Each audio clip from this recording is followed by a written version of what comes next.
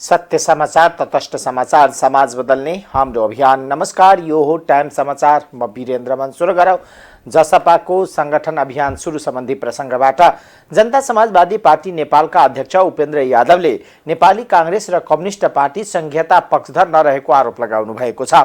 जसपाको संगठन विस्तार अभियानको उद्घाटन तथा अभिमुखीकरण कार्यक्रममा बोल्दै उहाँले तीन ठूला दल नै संघीयतालाई संस्थागत गर्न नचाहेको बताउँदै उनीहरूले शक्ति हस्तान्तरण गर्न नचाहेको आरोप लगाउनुभयो। अध्यक्ष यादवले देशमा बहुदलीय व्यवस्था स्थापना भएको करिब 34 वर्ष बितिसकेको बताउँदै गणतन्त्र स्थापना भएको करिब 15 वर्ष भइसकेको, संविधान घोषणा भए पनि करिब 8 वर्ष भइसक्यो, यति समय बिते पनि संघीयतालाई कार्यान्वयन गर्न 8 वर्षमा 8 वटा पनि कानुन निर्माण हुन नसकेको बताउनुभयो। उहाँले प्रदेश छ तर प्रदेशको प्रहरी हस्तान्तरण छैन, जसले जनताको संघीयताको अनुभूति हुन सकेको छैन। यादवले जुन सरकारसँग आफ्नो प्रहरी प्रशासन हुँदैन, अदालत हुँदैन, त्यो सरकारले कानुन कार्यान्वयन गर्ने अधिकार हुँदैन, यस्तो अवस्था कांग्रेस कम्युनिस्टले ल्याएको बताउनुभयो। अध्यक्ष यादवले राजनीति क्षेत्रमा स्थानीय तहदेखि संघीय संसदसम्म प्रतिनिधित्व प्रणाली समावेशी रहे पनि सरकारी सेवा सुरक्षा निकायको संरचना र अहिले चलिरहेको राजनीति नियुक्तिमा एकल जातीय वर्चस्व कायम रहेको बताउनुभयो। सरकार में साझेदारी है, लेकिन आज बहुदलीय व्यवस्था स्थापना हुआ, आज कितना वर्ष हुआ? करीब 34 वर्ष हो गए। गणतंत्र स्थापना हुआ भी करीब 15 वर्ष हो चुके। यह संविधान घोषणा हुआ भी करीब 8 वर्ष हो गया। इतना समय बीतने के बाद भी आज संघीयता को कार्यान्वयन करने के लिए 8 वर्ष में आठों कानून नहीं बना है। आज प्रदेश तो है, लेकिन प्रदेश को प्रहरी हस्तांतरण कब हो? सरकार है, हमारे मुख्यमंत्री जी हैं, लेकिन मुख्यमंत्री का अपना पुलिस नहीं है, अपना प्रशासन नहीं, अपना न्यायालय नहीं, तो कैसे सरकार है? वह सरकार क्या सरकार है जिसके पास एक पुलिस ना हो, प्रशासन ना हो, अपना कर्मचारी तंत्र ना हो, अपनी अदालत ना हो और कानून को कार्यान्वयन करने का अधिकार ना हो। अध्यक्ष यादवले अहिले समावेशितामाथि संघीयतामाथि प्रहार भइरहेको भन्दै बिस्तारै लोकतन्त्रलाई कमजोर बनाउने काम भइरहेको बताउनुभयो। अध्यक्ष यादवले मुलुकमा अहिले पनि परिवर्तनको आवश्यकता रहेको बताउनुभयो। उहाँले मधेसी समुदायप्रति राज्यको दृष्टिकोण अहिले पनि परिवर्तन नभएको भन्दै उहाँले अहिले पनि मधेसी जनतालाई हेर्ने दृष्टिकोणमा खासै परिवर्तन नआएको बताउनुभयो। प्रतिनिधि सभा सदस्य एवं नेपाली कांग्रेसका उपसभापति विमलेन्द्र निधिले नेपाली कांग्रेस र नेकपा एमाले मिलेर सरकार बनाउने कुरा हल्ला मात्र रहेको बताउनु भएको छ। जनकपुर धाममा आयोजित पत्रकार सम्मेलनमा बोल्दै गठबन्धनको सरकार 5 वर्ष चल्नेमा कुनै शंका नरहेको बताउनुभयो। अहिलेको गठबन्धनको सरकार 5 वर्ष नै चल्ने र यसमा कुनै दुविधा नराखे हुन्छ निधिले बताउनुभयो। पूर्व सहमति अनुसार नै सरकारको नेतृत्व परिवर्तन हुन सक्ने र वर्तमान गठबन्धनमा हेरफेरको कुनै सम्भावना नरहेको उहाँको भनाइ थियो। राजनीति स्थायित्वका लागि पनि अहिलेको सरकार 5 वर्ष चल्नुपर्नेमा जोड दिनुभयो। लेकिन हमरा सबके अखन एकटा बात हम सबसे कहऽ चाहब, सरकार के मूल्यांकन जखन करै छी, राजनीतिक मूल्यांकन अखन नेपाल के राजनीतिक संदर्भ में राजनीतिक स्थिरता, पॉलिटिकल स्टेबिलिटी की परिभाषा जे छै से संसद और सरकार दुनू स्थिर रहे सर्वोत्तम होते, लेकिन से अवस्था एखन नहीं छै। नेपाल में राजनीतिक स्थिरता के बारे में अध्ययन करऽ के लेल आधार बनऽ पड़तै जे संसद पूर्ण अवधि तक रहै छै कि नहीं रहै छै। हमसब चाहै छी जे संसद के निर्वाचन जे भऽ गेलै आब तकरा 2084 से पहले ही विघटन नहीं हुई, एक 2084 में आम चुनाव तकरा कहबै राजनीतिक स्थिरता। लेकिन विगत आम निर्वाचन के परिणाम स्वरूप कोनो एक पार्टी के बहुमत नहीं भेटला के कारण सरकार गठन के लेल तऽ गठबंधन नहीं करऽ पड़लै। अखन गठबंधन के सरकार छै, नेपाली कांग्रेस, माओवादी, तहन आरो लोसपा, जसपा लगायत पार्टी सब मिलकर और एकीकृत समाजवादी सब पार्टी मिलकर सरकार गठन भेल छै। आ ई समझदारी अनुसार सब बार बार कह चुकल छै जो पहिलका चरण में प्रचंड जी रहता, दोसर चरण में माधव जी, तेसर चरण में अंतिम चरण में शेरबहादुर सरकार तेहन रहते। ओना अखन सरकार के काम कार्रवाई के बारे में प्रधानमंत्री के दल में सेहो, गठबंधन के दल सब में सेहो, कार्यकर्ता सब में सेहो इस असंतुष्टि की असहमति चाहिए है, एकरा निवारण के चल रहा है, चलते हैं।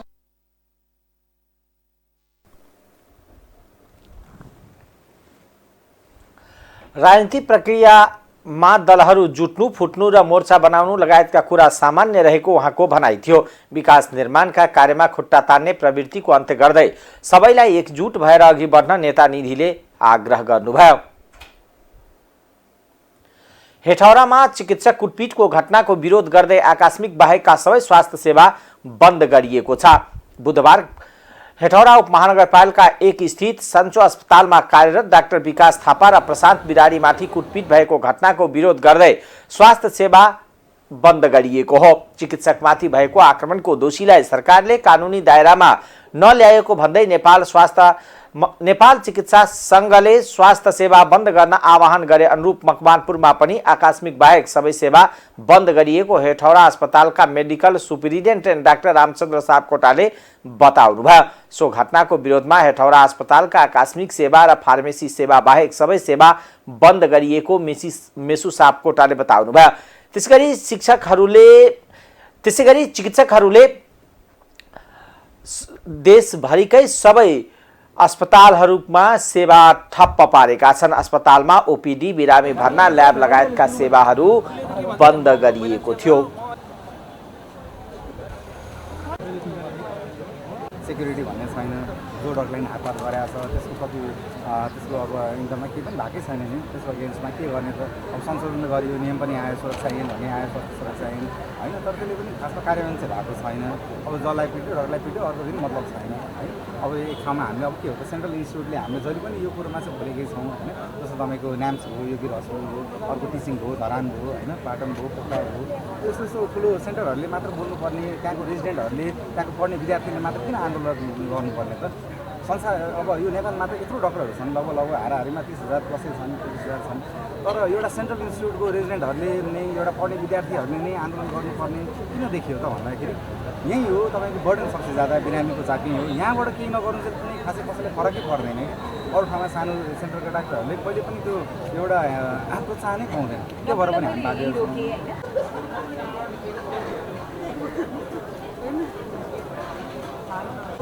जिल्लाका अन्य अस्पताल तथा क्लिनिकमा पनि आकस्मिक फार्मेसी सेवा मात्र सञ्चालनमा रहेको उहाँले बताउनुभयो। डेङ्गु संक्रमणका कारण 1 महिना अघि मृत्यु भएका हेटौडा 12 का 41 वर्षीय राजेश प्रधानको उपचारमा लापरवाहीको भन्दै मृतक आफन्तसहित केही युवाले समूहले बुधबार चिकित्सकमाथि अस्पतालभित्रै प्रवेश गरेर कुटपिट गरेका थिए।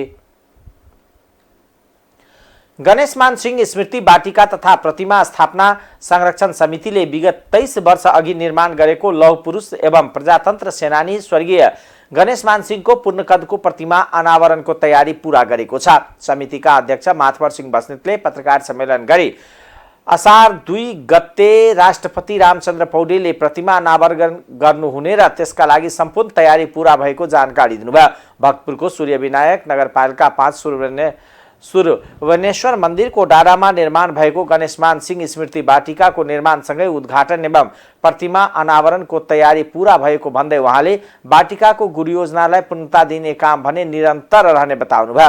तत्कालीन प्रधानमन्त्री कृष्ण प्रसाद भट्टराईले 2054 सालमा बाटिकाको शिलान्यास गर्नु भएपछि 2055 मा समितिले आफ्नो भवन निर्माण गरेको उहाँले बताउनुभयो। विक्रम सम्वत 2072 कार्तिक 24 गते बाटिकामा गणेशमान सिंहको प्रतिमा अनावरण गर्ने लक्ष्यका साथ सुरु भएको प्रतिमा निर्माण 2057 सालमै पूरा भए पनि अनावरण हुन सकेको थिएन।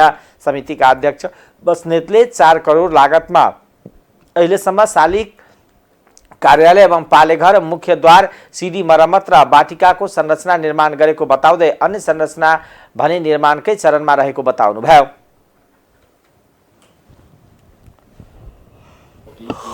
सबै समेटेर एउटा स्मारिका पनि वीर गणेशमान बाटिका स्मारिका पनि हामीले तयार गरेका छौँ। त्यो स्मारिकाको पनि विमोचन हुने कार्यक्रम छ। त्यो विमोचन गर्नेछौँ र सामान्य राष्ट्रपतिज्यूबाट त्यसको विमोचन हुनेछ र साथसाथै यहाँ सम्मानको कुरो अघि पनि उठिसकेको छ। हामीले यसको परिकल्पनाका पूर्व गाविस अध्यक्ष पूर्व माननीय स्वर्गीय रामेश्वर प्रसाद ढुङ्गेललाई मरणोपरान्त हामी सम्मान पनि गर्नेछौँ र त्यसपछि मूर्तिकारको सम्मान हुनेछ र राष्ट्रपतिज्यूको मन्तव्य अनि त्यसपछि माननीय दुर्लभ थापाले धन्यवाद ज्ञापन गर्नुहुनेछ र साथसाथै अब सम्भव भयो भने र सुरक्षा निकायबाट चाहिँ स्वीकृति भयो भने हामीले ग्रुप फोटो पनि एउटा कार्य समिति बीच गर्ने फोटो खिच्ने तयारी पनि हामीले पठाएका छौँ। 54 सालमा स्थापना भएर आजको दिनसम्म आएको छ।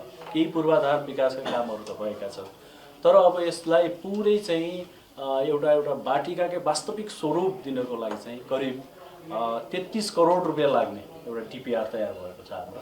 त्यस अन्तर्गत चाहिँ केही कामहरू प्रारम्भ भएका छन् र हाम्रो चाहिँ सरकारसँग पनि अपेक्षा यति महत्त्व राख्ने वीर गणेशमान जुन लौह पुरुष 2046 सालको जनआन्दोलनको सफल कमान्डर उहाँको स्मृतिमा यति सुन्दर स्थानमा यो बनिरहेको छ र अन्त्यमा चाहिँ के छ भने अलिकति यो यति महत्त्वको क्षेत्र हुँदाहुँदै पनि त्यो लामो समयदेखि किन अलिकति धीमा गतिमा गयो भन्ने कुरा चाहिँ यहाँहरूले पनि उठाइदिनु भने सरकारलाई पनि अलिकति दबाब हुन्थ्यो जस्तो मलाई लाग्छ। चाहिँ गणेशमान सिंहको त्याग योगदान बलिदान क्रान्तिको नेतृत्व त्यो चाहिँ हाम्रो वर्तमान पुस्ता भनौँ न नयाँ पुस्तालाई कसरी सुरक्षित रूपमा हस्तान्तरण गर्ने भन्ने चाहिँ हाम्रो चासो हो।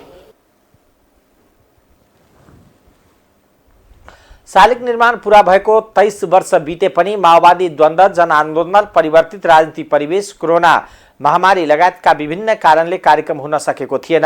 सरकारले चाबीको कुटुन्जे गाविसको सिफारिसमा उक्त बाटिका स्थापना गर्न किता नम्बर 421 को 148 रोपनी 5 आना जग्गा दिएपछि समितिले 2055 मा समितिको कार्यालय भवन निर्माण गरेको थियो। प्रतिनिधि सभा अन्तर्गतको सार्वजनिक लेखा समितिले गम्भीर प्रकृतिका बेरुजुको सूची तयार गर्ने भएको छ।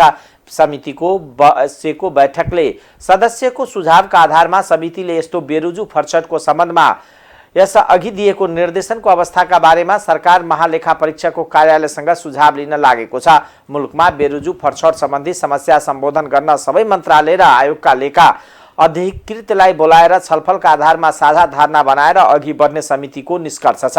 बैठकले संघीय मन्त्रालय र आयोगको बेरुजु अध्ययन र विश्लेषण गर्ने 9वटा विषयगत उपसमिति गठन गर्ने निर्णय गरेको सभापति ऋषिकेश पोखरेलले जानकारी दिनुभयो। 27 सदस्यीय लेखा र 30 मध्ये 8वटा 3 सदस्यीय र 1 भने 2 सदस्यीय उपसमिति हुनेछ। समितिले मुलुकमा रहेको सरकारी सवारी साधनको विवरण र प्रयोगबारे सरकारवाला निकायसँग पनि जानकारी माग्ने भएको छ। छोडेको देखिन्छ तर 44औं देखि 60औं प्रतिवेदनसम्म 16वटा प्रतिवेदन सार्वजनिक लेखा समितिले हेरेन अध्ययन गरेन या प्रक्रिया पूरा गरेन। यो लोकतन्त्रका निम्ति निकै चाहिँ असहज विषयवस्तु होला र त्यसो हुँदा सबैभन्दा पहिले महालेखाको प्रतिवेदन र त्यसले चाहिँ ल्याएको बेरुजुमाथि नै हामी केन्द्रित हुनुपर्छ होला भन्ने लागेर नै सबैभन्दा पहिला उपसमिति निर्माण गर्नुपर्छ र ती सम्पूर्ण विषयवस्तुभित्र हाम्रो अध्ययन छलफल र निष्कर्षमा पुग्नुपर्छ भन्ने विषय हो। 21वटा मन्त्रालय 20वटा संवैधानिक आयोग यसो गर्दा 41वटा टोटलमा चाहिँ हुन्छ। सङ्ख्याको हिसाबले हामी जम्मा 27 जना छौँ। सङ्ख्याको हिसाबले हामी 27 जना छौँ। 41वटा चाहिँ मन्त्रालय र संवैधानिक आयोग गरेर सङ्ख्या छ।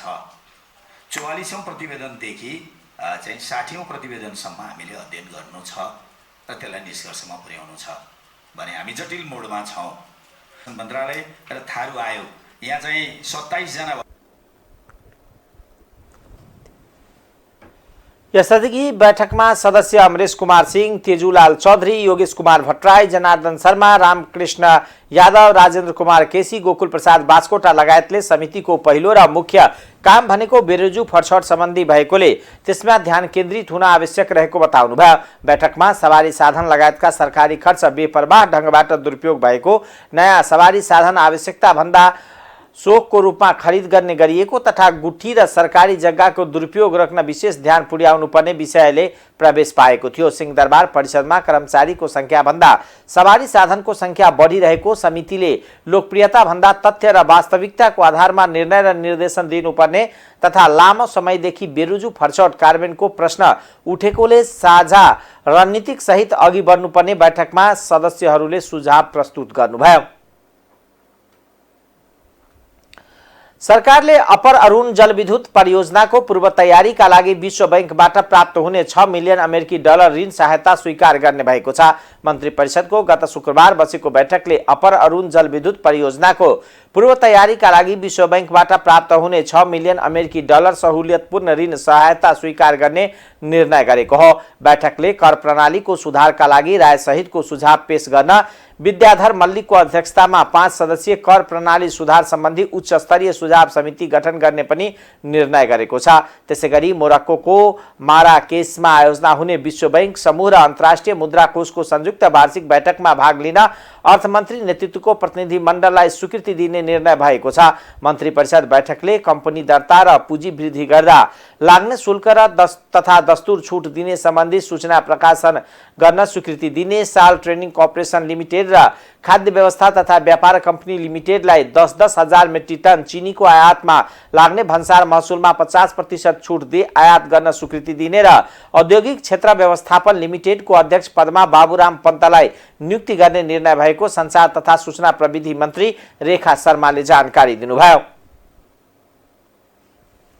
निर्णय भएको छ र अर्थ मन्त्रालयकै प्रस्तावमा कर प्रणाली सुधारका लागि राय सहितको सुझाव पेश गर्न श्री विद्याधर मल्लिकको अध्यक्षतामा 5 सदस्यीय कर प्रणाली सुधार सम्बन्धी उच्च स्तरीय सुझाव समिति गठन गर्ने भन्ने पनि निर्णय भएको छ र अर्थ मन्त्रालयकै प्रस्तावमा मोरक्कोको माराकेसमा आयोजना हुने विश्व बैंक समूह र अन्तर्राष्ट्रिय मुद्रा कोषको संयुक्त वार्षिक बैठकमा भाग लिन माननीय अर्थमन्त्रीको नेतृत्वको प्रतिनिधि मण्डललाई स्वीकृति दिने भन्ने निर्णय भएको छ र उद्योग वाणिज्य तथा आपूर्ति मन्त्रालयको प्रस्तावमा कम्पनी दर्ता र पुँजी वृद्धि गर्दा लाग्ने शुल्क तथा दस्तुर छुट दिने सम्बन्धी सूचना प्रकाशन गर्न स्वीकृति दिने भन्ने निर्णय भएको छ र उद्योग मन्त्रालयकै अर्को प्रस्तावमा साल ट्रेडिङ कर्पोरेसन लिमिटेड र खाद्य व्यवस्था व्यापार कम्पनी लिमिटेडलाई 10-10 हजार मेट्रिक टन चिनीको आयातमा लाग्ने भन्सार महसुलमा 50% छुट दिई आयात गर्न स्वीकृति दिने भन्ने पनि निर्णय भएको छ। यो नजिकैका चाडपर्वहरूलाई केन्द्रमा राखेर गरिएको निर्णय हो।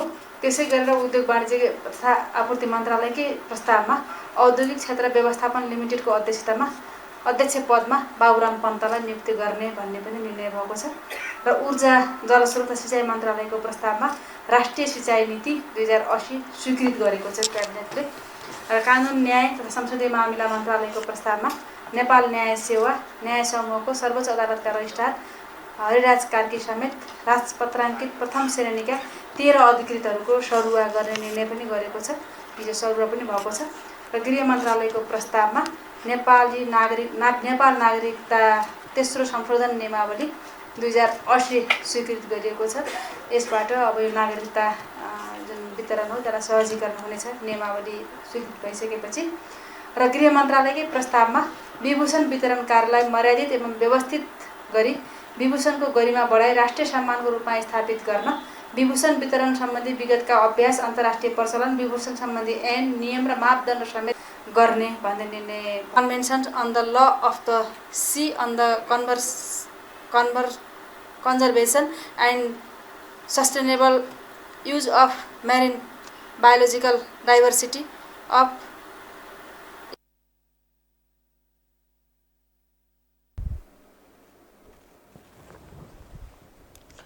मन्त्री शर्माका अनुसार मन्त्री परिषदले राष्ट्रिय सिँचाइ नीति 2080 स्वीकृत गरेको छ। त्यसैगरी नेपाल न्याय सेवा न्याय समूहको सर्वोच्च अदालतका रजिस्ट्रार हरिराज कार्की समेत राजप्रताङ्कित प्रथम श्रेणीका 13 अधिकृतहरूको सरुवा गर्ने निर्णय गरेको छ भने नेपाल नागरिकता तेस्रो संशोधन नियमावली 2080 स्वीकृत गरिएको छ। उहाँले विभूषण वितरण कार्यलाई मर्यादित एवं व्यवस्थित गरी विभूषणको गरिमा बढाई राष्ट्रिय सम्मानको रूपमा स्थापित गर्न विभूषण वितरण सम्बन्धी विगतका अभ्यास, अन्तर्राष्ट्रिय प्रचलन, विभूषण सम्बन्धी ऐन, नियम र मापदण्ड समेतका आधारमा अध्ययन गरी प्रतिवेदन प्राप्त भएपछि विभूषण वितरण कार्य व्यवस्थित गर्ने गरी हाललाई स्थगित गर्ने निर्णय भएको पनि बताउनुभयो।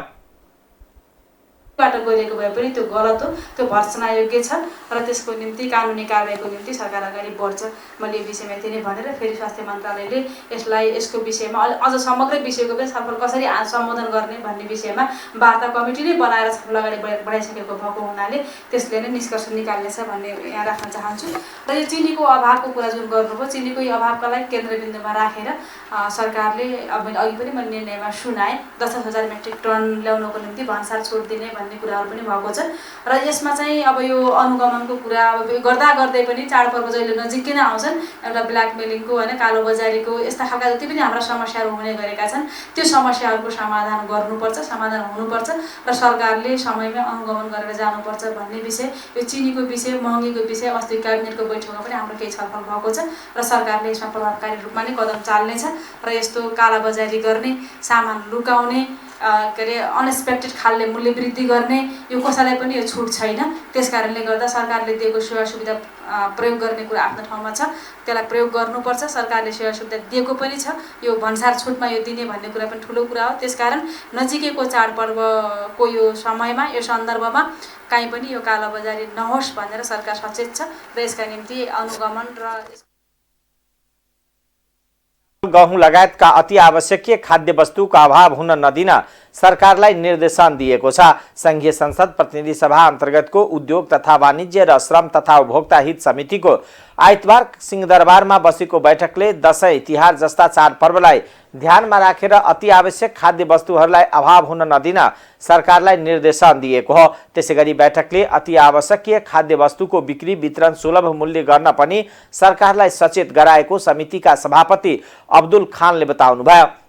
समितिले बजारको माग अनुसार मूल्य वृद्धि, करमा पुरै छुट हुने गरी अति आवश्यक खाद्य वस्तुको आयात गर्ने उद्योग वाणिज्य तथा आपूर्ति मन्त्रालयको माग सम्बोधन हुने गरी तत्काल सहमति दिन पनि अर्थ मन्त्रालयको ध्यानाकर्षण गराएको छ। त्यसैगरी समितिले दशैं तिहार छठ जस्ता चाडपर्वलाई लक्षित गरेर बजार अनुगमनका लागि सभापति खानको नेतृत्वमा 4 सदस्यीय समिति भने बनाउने भएको छ। उपभोक्ताहरूलाई चाडपर्वको बेला खाद्य वस्तुको अभाव हुन नदिन र काला बजारी नियन्त्रण गर्न पनि सो समिति बनाउने निर्णय गरिएको सभापति खानले बताउनुभयो। बैठकमा समितिका सदस्यहरूले चाडपर्वका बेला आम उपभोक्तालाई सहज र सुलभ ढङ्गले अति आवश्यकीय वस्तुहरूको व्यवस्था मिलाउन सरकारलाई सचेत गराएका थिए। गर्दै सहज आपूर्ति व्यवस्था मिलाउन र सहुलियत मूल्यमा बिक्री वितरण गर्न उद्योग वाणिज्य तथा आपूर्ति मन्त्रालयबाट भन्सार महसुल छुटका लागि अर्थ मन्त्रालयमा सहमति माग गरिएकोमा बजारको माग अनुसारको परिमाण सहमति प्राप्त नभएको तर्फ समितिको ध्यानाकर्षण भएको छ।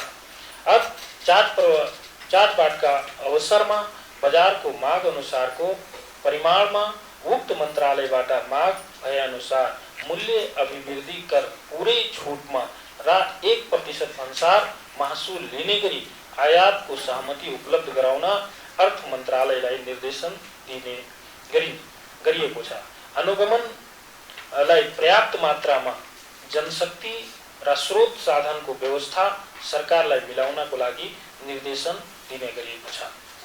2 नम्बर, दैनिक प्रयोग हुने खाद्य वस्तुहरू नुन, चिनी, चामल, दाल, तरकारी, तेल, दूध, पानी, औषधि लगायतका उपभोग्य वस्तुहरूमा दशैं तिहार छठ लगायतका पर्वहरूलाई लक्षित गरी हुने कालोबजारी, मूल्य वृद्धि, मिसावट, कृत्रिम अभाव, कार्लेटिङ, सिन्डिकेट, गुणस्तर लगायतका विषयहरूमा देशका विभिन्न स्थानहरूमा यस समितिले स्थगित अनुगमन गर्ने। अत्यन्त सहज, म फेरि आफ्नो स्थिति अद्भुत छ भन्ने, तपाईँले पैसा तिर्नु भयो भने जे पनि सामान छैन, कुनै कुराको अभाव छैन। तर मूल्य हेऱ्यो भने मूल्यमा हामी अत्यधिक मात्रामा ठगिएको अवस्था। मैले यो 6वटा सुझाव त मैले दिएँ। मैले एउटा आग्रह त हजुरलाई चाहिँ माननीय सभापतिज्यू लगायत यो समितिका मान्यज्यूहरूलाई म विनम्र आग्रह गर्न चाहन्छु। तपाईँहरू हाम्रो जनप्रतिनिधि हुनुहुन्छ, तपाईँहरूले हाम्रो आवाज सुन्नुपर्छ। त्यो के पनि हो भने तपाईँको घरको चुलो पनि तपाईँले हामीले जसरी चलाउने त्यसरी नै चलाउनु हो।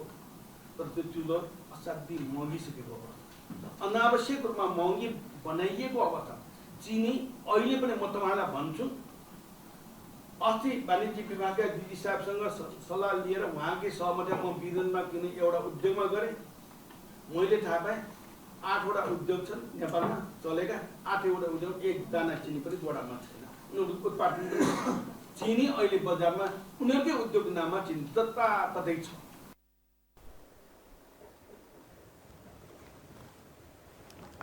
समितिकी सदस्य रामा कोइराला पौडेलले सरकारवाला सबै निकायले चाडपर्वका बेला जनतालाई सुलभ र सहज ढङ्गले आवश्यक वस्तुहरू व्यवस्था मिलाउन काममा लाग्नुपर्ने आवश्यकता उल्याउनुभयो।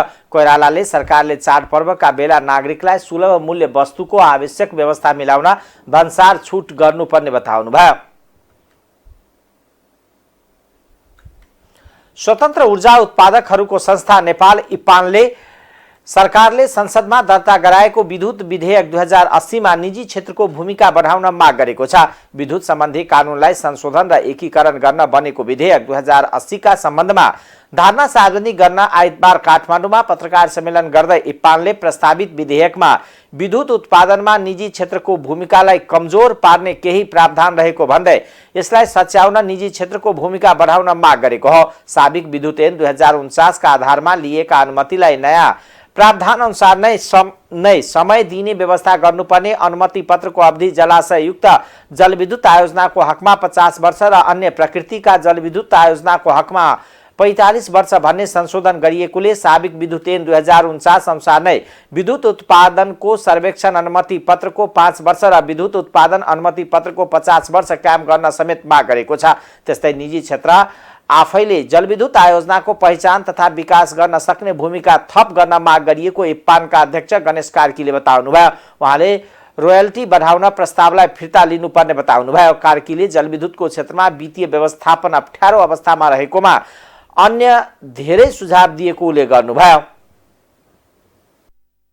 चाहिँ पहिचान गरेर अगाडि बढाउँदाखेरि त्यसलाई हामीले लान सक्छौँ लान सक्दैनौँ भन्ने खालको एउटा कन्फर्मिटी हुन्थ्यो र विश्वास पनि बढ्थ्यो भन्ने हिसाबले यसलाई गरे। र अर्को कुरा कस्तो भने थुप्रै प्रोजेक्टहरू अहिलेको हेर्दाखेरि हामीले अब तपाईहरुलाई थाहा छ 5 वर्षदेखि पिपिए भएको छैन, त्योभन्दा अगाडिदेखि हामीले लाइसेन्स लिएर बसेका छौँ र 5 वर्षभित्रमा जेनेरेसन लाइसेन्स लिएन भने त्यो अटोमेटिकली क्यान्सल हुन्छ भनेर भनेको छ।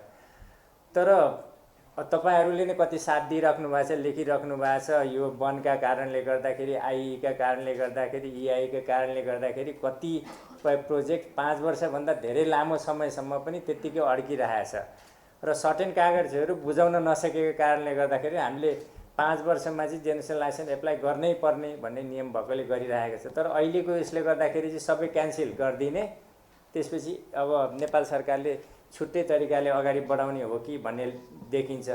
अब यति धेरै आयोजना विकास गरेर यो स्टेजमा पुर्याउँदाखेरि कति धेरै खर्च भयो होला र त्यसको बारेमा पनि सरकारले सोच्नुपर्छ भन्ने लाग्छ मलाई। रेटमा दिन्छ त्यसरी गराइदियो भने एक खालको हुन्थ्यो।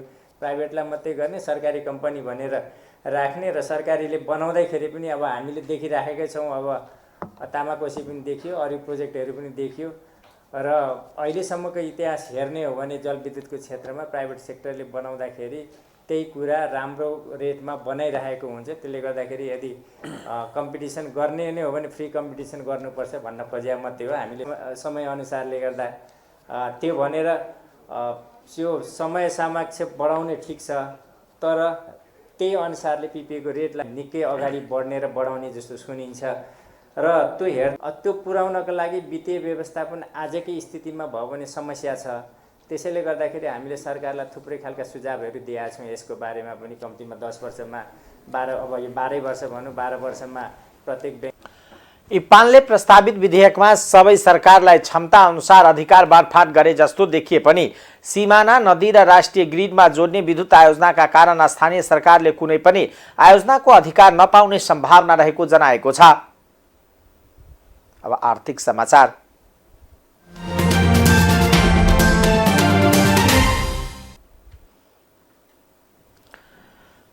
वाणिज्य बैंकहरूले बजारमा पर्याप्त तरलता हुँदाहुँदै असोज महिनाका लागि निक्षेपमा ब्याज दर बढाएका छन्। निक्षेपसँगै अब बजारमा कर्जाको ब्याज दर समेत बढ्नेछ। कर्जामा ब्याज दर नबढाउने शर्तमा सरकारले बैंकहरूले केही अघि मात्र स्थानीय तहको 60% रकम निक्षेपमा गणना गर्न दिएको थियो। तर सरकारले सुविधा दिँदै पनि कर्जाकै ब्याज दर बढाउने बाटोमा बैंकहरू अघि बढेका हुन्। कम्तीमा 7 वाणिज्य बैंकहरूले निक्षेपमा अधिकतम 1.4% सम्म ब्याज दर वृद्धि गरेका हुन्। 6 बैंकले भने ब्याज दर झिनो अङ्कले घटाएका छन्।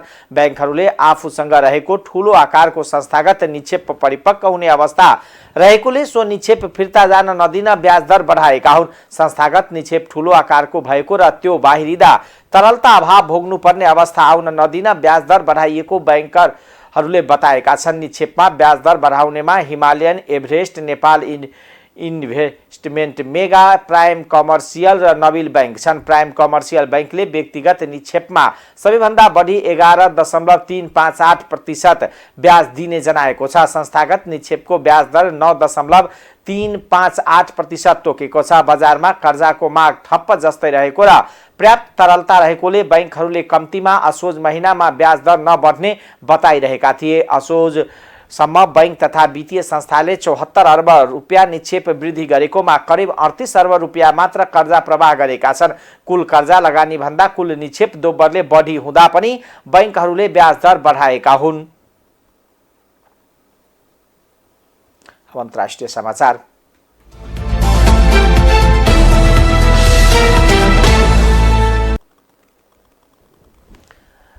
ब्राजिलमा विमान दुर्घटना हुँदा 14 जनाको ज्यान गएको छ। ब्राजिलको अमेजन राज्यका राजधानी मनौसको विमानस्थलबाट उडान भरेका विमान 400 किलोमिटरको दूरीमा रहेको ब्रासिलोसमा दुर्घटना भएको अन्तर्राष्ट्रिय सञ्चार माध्यमले जनाएका छन्। सानो आकारको विमानमा चालक दलका 2 सदस्य र 12 जना यात्रु थिए। खराब मौसमका कारण विमान दुर्घटना भएको अनुमान छ, तर यकिन कारण खुलिसकेको छैन। अनुसन्धान भइरहेको बीबीसीले जनाएको छ।